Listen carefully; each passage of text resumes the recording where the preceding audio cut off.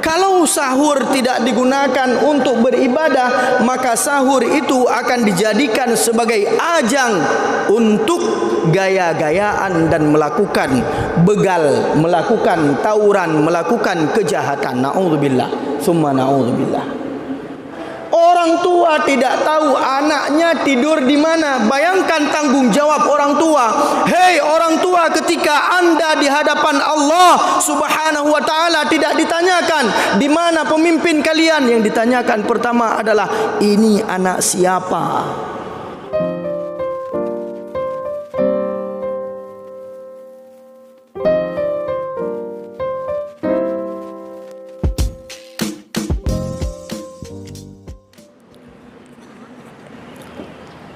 Assalamualaikum warahmatullahi wabarakatuh.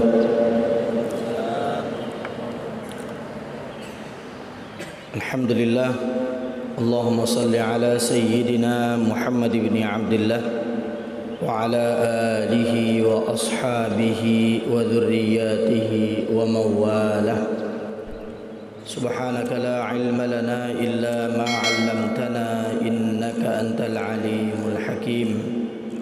Rabbi shrah li sadri wa yassir li amri wahlul 'uqdatam min lisani yafqahu qawli wa ba'd.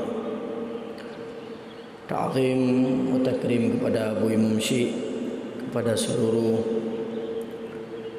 pengurus PTD Masjid Agung Islamic Center. Ta'zim wa takrim kepada Bapak Dandim. Mudah-mudahan senantiasa dalam limpahan karunia dan kesehatan diberikan oleh Allah Subhanahu wa taala, beserta kepada seluruh keluarga besar Kodim 0103 Aceh Utara dan juga seluruh jamaah gure-gure ulun tuan yang sudah berhadir di rumah Allah sambil kita berniat i'tikaf di subuh yang sangat mulia ini. Pada suatu ketika dikisahkan atau disampaikan oleh Al-Imam Ahmad bin Hanbal, beliau menyebutkan, pada suatu saat aku tidak tahu yang menggerakkan aku keinginan yang sangat besar untuk mengunjungi sebuah kota yang berada di Irak. Beliau tinggal di Baghdad. Pada saat itu sangat berat keinginan beliau untuk hadir dan berkunjung ke kota Basrah. Di Baghdad tidak ada orang yang tidak mengenal imam sekelas Ahmad bin Hanbal. Beliau juga merupakan murid daripada Al-Imam Muhammad ibni Idris Asy-Syafi'i atau Imam Syafi'i. Lalu perjalanan beliau lanjutkan. Sesampainya beliau di Basrah, beliau melaksanakan solat Isya secara berjamaah. Setelah Isya, beliau duduk beristirahat di masjid. Yang namanya masjid, biasanya ada beberapa masjid di Timur Tengah, itu kalau sudah selesai Isya itu ditutup. Kemudian datang marbot masjid mengatakan, sambil tidur-tiduran duduk bersandar di dinding masjid, dikatakan kepada Imam Ahmad bin Hanbal, dan dia sama sekali tidak mengenal siapa beliau. Lalu dia panggil, wahai Syekh, apa yang akan kau lakukan? Beliau menjawab, saya hanya ingin istirahat sebentar. Saya seorang musafir, saya akan melanjutkan perjalanan.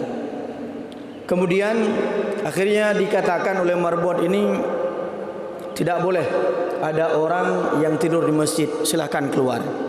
Lalu lampu pun dimatikan, kemudian pintu pun ditutup, dan beliau duduk di selasar masjid atau serambi masjid. Keluar lagi marbon yang sama mengatakan, wahai Syekh, apa yang akan kau lakukan di sini? Beliau mengatakan, saya ingin istirahat sebentar. Saya akan melanjutkan perjalanan besok setelah sholat subuh. Marbon ini mengatakan, tidak boleh, silakan keluar, silakan keluar. Lalu diusirlah Ahmad bin Hanbal dari masjid tersebut. Kemudian dilihatlah kejadian tersebut oleh seorang penjual roti, di mana letak tokonya itu tidak jauh daripada masjid. Lalu beliau datang menghampiri. Imam Ahmad bin Hanbal, dan sama sekali beliau juga tidak mengenal siapa orang tersebut dan tidak mengenal yang mana Ahmad bin Hanbal. Namanya dikenal, orangnya tidak dikenal. Ya'riful isma dunal musamma. Mereka kenal orang namanya, tidak mengenal orangnya. Mungkin kalau sekarang banyak orang mengenal orangnya, tidak mengenal namanya. Kemudian beliau mengatakan, silahkan engkau hadir, tidur di tempatku, istirahat di tempatku ya, walaupun tempat ini agak kecil, tetapi cukuplah untuk beristirahat. Kemudian beliau sangat berterima kasih, kemudian masuk dan beristirahat di rumah penjual roti. Yang namanya penjual roti, sebagaimana kebiasaannya, beliau bekerja ketika malam dan sudah hampir larut, bahkan seperdua dan bahkan hampir sahur. Ya, beliau sambil mengaduk adunan roti tersebut, beliau ucapkan astaghfirullah, astaghfirullah, astaghfirullah. Dalam riwayat beliau menambahkan subhanallah walhamdulillah wala ilaha illallah Allahu akbar. Begitu juga ketika mencaplokkan telur, begitu juga beliau ucapkan astaghfirullah, astaghfirullah. Melihat hal ini, Imam Ahmad bin Hanbal menanyakan, wahai fulan, sudah berapa lama engkau melakukan hal tersebut? Alhamdulillah, beliau mengatakan sudah 30 tahun. Masya Allah. Beliau mengatakan, Imam Ahmad mengatakan, lalu apa yang sudah kau dapatkan daripada istighfarmu tersebut? Penjual roti mengatakan, semua doa yang saya panjatkan kepada Allah semua diijabah oleh Allah Subhanahu wa ta'ala, tidak ada yang ditolak. Mungkin hanya satu yang belum diijabah oleh Allah, dan aku terus akan berdoa dan istighfar ini terus akan aku ucapkan. Apa itu wahai fulan? Kemudian penjual roti mengatakan, aku senantiasa di setiap doa, di setiap wirid, aku berdoa kepada Allah agar Allah mempertemukan aku dengan seorang yang sangat aku kagumi, yang sangat aku teladani dan sangat agung keilmuannya. Aku sangat ingin berjumpa dengan seorang imam yang terkenal di Baghdad yang bernama Ahmad ibni Hanbal.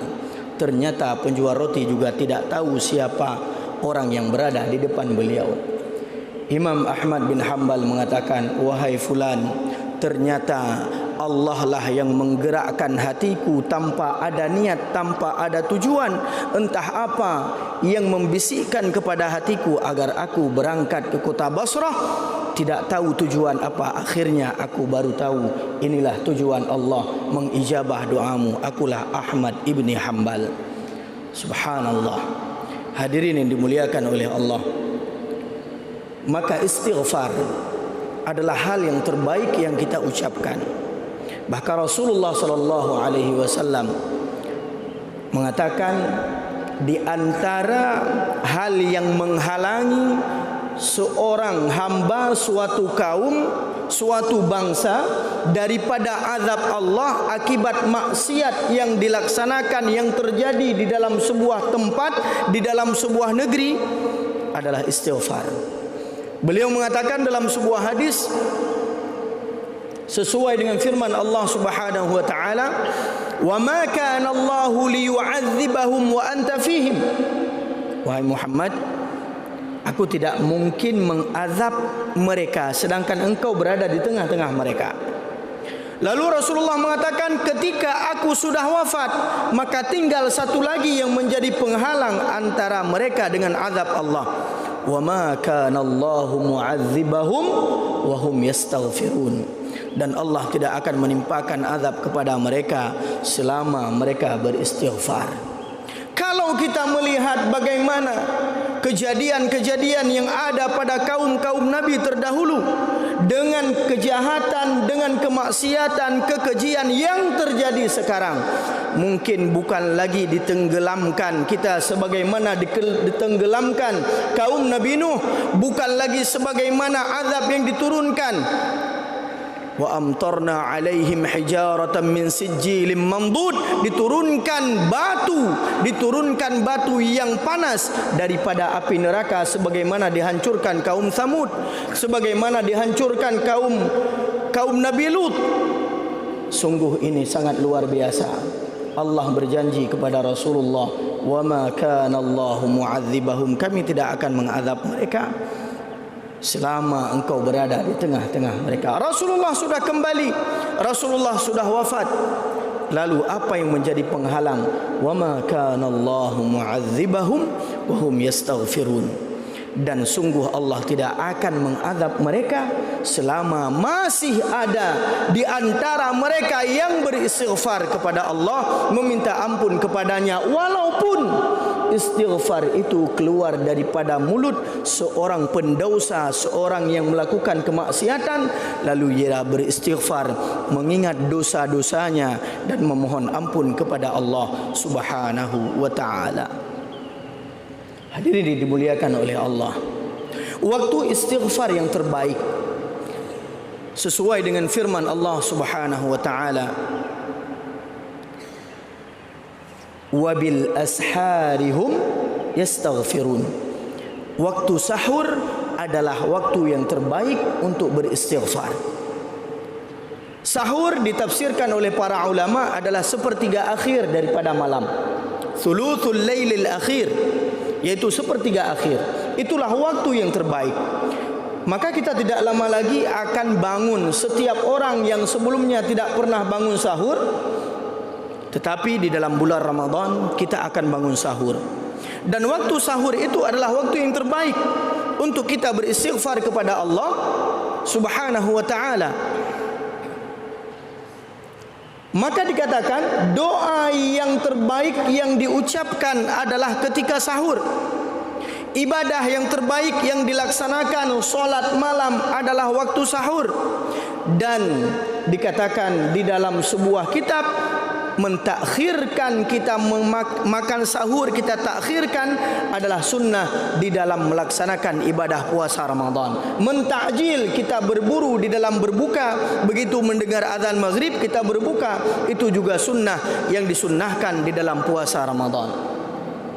Kalau waktu sahur tidak kita jadikan sebagai istighfar, sebagai waktu untuk beribadah, yang terjadi adalah sebaliknya. Hari ini banyak remaja-remaja di Lok Semawe, banyak pemuda-pemuda di Lok Semawe, dan bahkan na'udzubillah ada beberapa pemudi di Lok Semawe, mereka berkeliaran seperdua malam, bahkan mereka berkeliaran sepertiga malam menenteng senjata tajam, parang, celurit. Dan bahkan kemarin ada di sebuah tempat di wilayah Aceh Utara, itu bukan lagi celurit, sudah macam gergaji yang dia buat, kemudian ditangkap oleh pihak keamanan. Alhamdulillah pihak keamanan cepat menanggapi hal tersebut.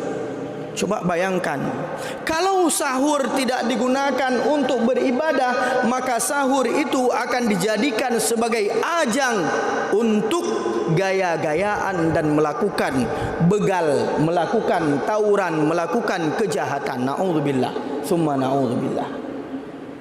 Maka hadirin yang dimuliakan oleh Allah, waktu sahur ini kita gunakan waktu yang terbaik. Apalagi kita akan menghadapi bulan suci Ramadan.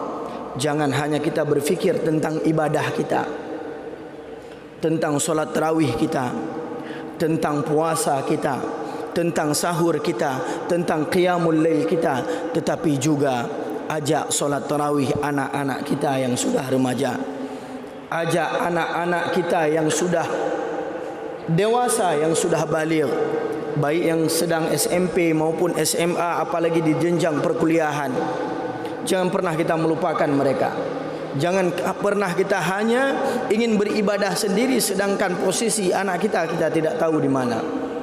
Hari ini ketika kejahatan terjadi, orang tua sangat mudah untuk mengucapkan di mana pemerintah, di mana pihak keamanan, di mana polisi. Nyo puan polisi, puan pemerintah. Ini anak kita. Seharusnya orang tua adalah orang yang pertama bertanggung jawab terhadap kondisi anaknya. Bahkan kemarin ketika kejadian ditangkap pemuda-pemudi yang tawuran, remaja-remaja yang tawuran, bahkan orang tuanya ketika ditanyakan, mungkin Pak Dandim hadir, ketika dirawat dia di rumah sakit, beliau tanyakan, orang tuanya bahkan tidak tahu anaknya tidur di mana. Coba bayangkan, Orang tua tidak tahu anaknya tidur di mana. Bayangkan tanggung jawab orang tua. Hei orang tua, ketika Anda di hadapan Allah Subhanahu wa taala tidak ditanyakan di mana pemimpin kalian, yang ditanyakan pertama adalah ini anak siapa. Bahkan di dunia kalau ada orang yang bandel, anak yang bandel, jamun gekul le urang syik kita nyonya tu puan ni. Kita nyang toyah tu. Kenapa pertanyaan ini timbul? Karena tanggung jawab utama adalah tanggung jawab orang tua. Pihak kepolisian, pihak TNI, keamanan hanya memberikan pengayoman dan menjaga stabilitas keamanan di tengah-tengah masyarakat. Maka hadirin yang dimuliakan oleh Allah Subhanahu wa taala, jadikan waktu sahur adalah untuk waktu beribadah antara kita dengan keluarga kita.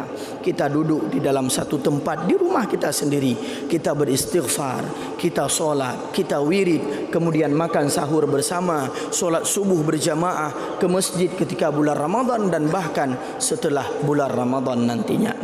Hadirin yang dimuliakan oleh Allah, inilah pesan singkat yang dapat saya sampaikan. Mudah-mudahan bermanfaat bagi saya pribadi dan bagi kita semua, terutama untuk meningkatkan pengawasan terhadap anak-anak kita, apalagi di akhir-akhir ini tingkat kenakalan remaja ini naik drastis, bahkan menjadi virus yang merebak di wilayah-wilayah yang lain. Na'udzubillah. Mudah-mudahan Allah melindungi kita dengan istighfar kita dan menahan azabnya terhadap umat Nabi Muhammad wahum yastaghfirun, dengan istighfar kita terutama setelah kita melaksanakan ibadah solat rawatib 5 waktu berjamaah. Amin amin ya rabbal alamin. Subhanakallahumma wa bihamdika asyhadu an la ilaha illa anta astaghfiruka wa atubu ilaik. Assalamualaikum warahmatullahi wabarakatuh.